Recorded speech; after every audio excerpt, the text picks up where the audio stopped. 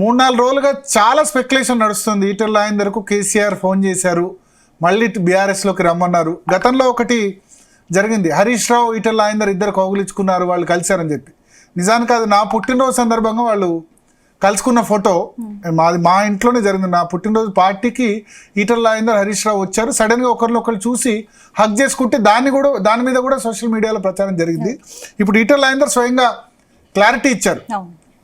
ఏమని క్లారిటీ ఇచ్చారంటే, కేసీఆర్ ఫోన్ చేసుడు అన్నది, నన్ను రమ్మనడు అన్నది శుద్ధ అబద్ధం, అది కేవలం క్యారెక్టర్ అసాసినేషన్, నా క్యారెక్టర్ అసాసినేషన్ చేసేందుకోసమనే ఆయన ఈ విధంగా తప్పుడు ప్రచారం చేస్తున్నారని జీ తెలుగు న్యూస్ వేదికగా ఈటెల రాజేందర్ క్లారిటీ ఇచ్చారు.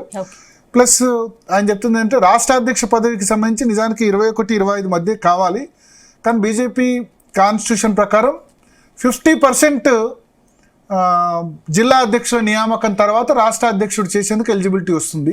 సో ఆంధ్రప్రదేశ్లో, తెలంగాణలో 2 చోట్ల కూడా పెండింగ్లో ఉన్నాయి కాబట్టి ఆయన పేరు కొంత ఆలస్యం అవుతుంది. బట్ ఇప్పటికీ చెప్పలేం, జాతీయ పార్టీలో ఎప్పుడేం జరుగుతుందో చెప్పలేం.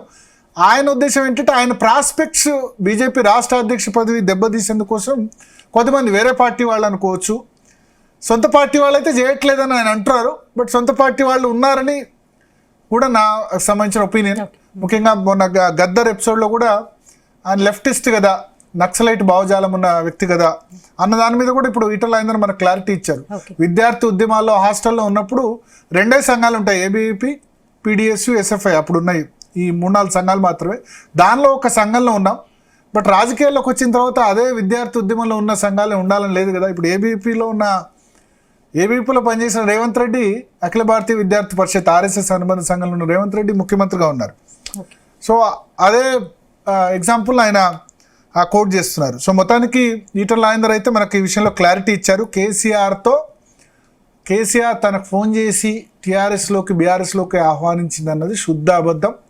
బీజేపీలోనే ఉంటాను, బీజేపీ ఐడియాలజీ కోసం ఫోట్ చేస్తాను, 4 సంవత్సరాలుగా ఫైట్ చేస్తున్నాను, నెక్స్ట్ 4 years కూడా ఇదే అంశం మీద ఫైట్ చేస్తానని కూడా